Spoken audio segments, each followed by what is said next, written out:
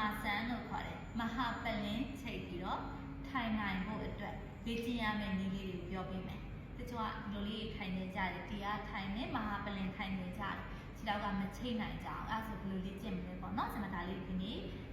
ထိုင်မှုအတွက်လေ့ကျင့်နည်းလေးတွေကိုပြောပြပေးပါမယ်ဒီမှာကျွန်တော်တို့ခြေထောက်လေးနှစ်ဖက်ကိုဆန့်လိုက်မယ်ဆန့်ပြီးပြီဆိုရင်ဘယ်ဘက်ခြေထောက်လေးကိုညာဘက်ပေါင်ပေါ်မှာတင်ပြီးရင်ခြေချင်းဝက်ကိုလှည့်ပေးပါဟုတ်ပြီနော်တေချာလေးလှည့်ပေးမယ်ဆက်ဝိုင်းပုံစံခြေချင်းဝက်ကိုလက်ရရေး10ချိန်လက်ဝဲရေး10ချိန်လှည့်ပေးပြီဆိုရင်တို့ဒီမှာဒီခြေထောက်လေးကို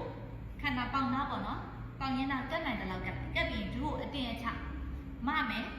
ဖိချမယ်လက်ချောင်းလေးနဲ့မမယ်လက်ဖက်နှောက်နဲ့ဖိချမယ်ဟုတ်ပြီနော်then တတိယရလိုက်ဆိုရင်ဒီမှာခက်တက်တက်လေးသွားလို့ရတယ်အတိကရေမနာတိအောက်ဖိချအဲ့လိုမျိုးအကျိန်30လောက်လုပ်လိုက်မယ်ဘယ်ဘက်ပြီးပြီဆိုရင်ညာဘက်ကိုလည်းလိုပဲခြေချင်းဝက်ကိုလက်ရရေး10ချိန်လက်ဝဲရေး10ချိန်လှည့်မယ်နောက်ဒူးကိုအတင်းအချအကျိန်30လုပ်မယ်ဒါတနည်းနော်ပထမနည်းဒီနှစ်ခုလုံးမယ်လုပ်ပြီးဆိုဒုတိယဆက်ဒူးလေးကိုကွေးလိုက်တယ်ခြေထောက်လေးကိုကွေးတယ်ဒီခြေဆောင်လေးကိုတရောင်းစစ်ကြားထဲထည့်မယ်ဒီဘက်လက်ကလည်းဒူးကိုပိုက်လိုက်မယ်လက်ချောင်းချင်းရှက်မယ်ဒါဆိုဆရာမတို့ကလေးတယောက်ကိုပိုက်ထားတဲ့ပုံစံမျိုးလေအဲ့ဒီနည်းနဲ့ခြေထောက်လေးကိုလွှဲပေးမယ်ဟုတ်ပြီနော်အဲ့တော့ဒီမှာဆရာမတို့ဆောက်လောက်ခါစားမှာ9ချိန်လောက်ပေါ့လို့နောက်ရလာပြီဆိုရင်10ချိန်လောက်တိုးပြီးလုပ်ပေးမယ်လွှဲတဲ့အခါမှာကျွန်တော်ဒီ6ရက်ရှေးလူကြီးကားရမျိုးမဟုတ်ဘဲနဲ့ခန္ဓာကိုယ်နာကိုကတ်နိုင်တဲ့ညကလက်လေးနဲ့ပိုက်ပြီးတော့လွှဲပေးမယ်ဘယ်ဘက်ကိုလည်း9ချိန်ညာဘက်ကိုလည်း9ချိန်လုပ်ပေးမယ်ဟုတ်ပြီနော်ဒါလေးတွေလုပ်ပေးမယ်20ပြီးသွားပြီနောက်ပြီးရင်တတိယနည်းကျွန်တော်ခြေချောင်းလေးကိုလက်ချောင်းချင်းရှက်မယ်ဒီခြေချောင်းလေးကိုထည့်လိုက်မယ်ဟုတ်ပြီနော်ထည့်ပြီးရင်ဒီတရောင်စစ်ကဘေးကိုကန်ထားတယ်ကားပြီးရင်ဒီခြေထောက်ကကျွန်တော်ဒီလိုရှေ့ကိုသွားတာမဟုတ်ဘဲနဲ့ရေပန်းနားကိုကန်လိုက်တယ်ကိုနိုင်တဲ့လောက်နေတာပေါ့နော်ရေပန်းနားကပ်ပြီးဆိုဒီခြေထောက်လေးကိုအပေါ်အတာမမယ်ပြန်ချမယ်မမယ်ချမယ်နိုင်တဲ့လောက်လေးပဲလုပ်မယ်မတဲ့အခါမှာကျွန်တော်လက်ကြီးဆန့်ပြီးရှေ့ကိုထုတ်တာမျိုးမဟုတ်ဘဲနဲ့မျက်နှာနားလေးကိုကပ်မှာဟုတ်ပြီတဖြည်းဖြည်းရလာဆိုချီမာလေးနဲ့နှာခေါင်းနဲ့ထိနိုင်တဲ့လေထားလေးသွားမယ်ထပ်ရသေးရင်နှစ်ဖက်နဲ့ထိတယ်ဟုတ်ပြီနော်ကပ်ပြီးတော့ပဲသွားမယ်အဲ့လိုလေးနဲ့ရပြီဆိုရင်ပြင်းနေစမတော့အပေါ်မှာလည်းစန့်ထုတ်ပေးမယ်ပြန်လာမယ်ရပြီဆိုမှနော်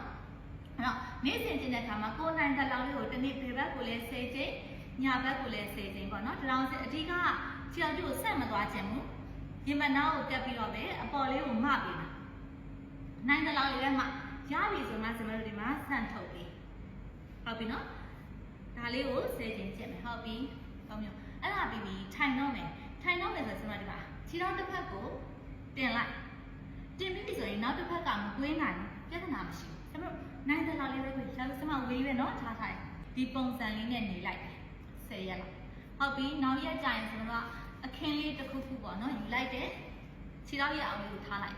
ထားတဲ့အခါမှာလည်းဒီစက်ကျိုးစွကြီးအတွင်းထဲကိုဆွဲတာမဟုတ်ဘူးကိုနိုင်တဲ့အနေထားလေးမှာပဲထားမယ်ဘလော့တုံးလေးနဲ့ထင်ထားတယ်ဒီမှာဘလော့တုံးပြတယ်ဒီမှာဆိုရင်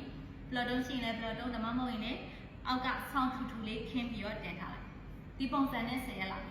10ရက်လောက်ပြီဆိုရင်ခြေလေးကိုရှေ့ကိုနည်းနည်းဆွဲမယ်ဘလော့တုံးလေးကိုလည်းရှေ့ကိုနည်းနည်းဆွဲမယ်10ရက်လောက်နေမယ်တဖြည်းဖြည်းနဲ့အဲ့လိုလိုနဲ့ဒီချစ်ဖနောင်လေးကဒီပေါ်ကိုတင်လာလိုက်ဟုတ်ပြီဒီမှာထားထားအောင်တော့နေထားမယ်10ရက်အဲ့လိုနဲ့တဖြည်းဖြည်းကျင်းရင်နဲ့ကျွန်တော်ဒီခြေထောက်လေးကအပေါ်ကိုတင်နိုင်လာလိမ့်မယ်เนาะနေ့စဉ်မှန်လေးလေ့ကျင့်ပေးပါခုပြတဲ့လေ့ကျင့်ခန်းလေးလုံးရင်းနေကျွန်တော်ဒီလိုမျိုးမဟာပလင်စိတ်နိုင်လာပါလိမ့်မယ်အားလုံးပဲကိုယ်စိတ်နဲ့ထားရေးချမ်းကြပါစေဆရာမစုယောဂပါ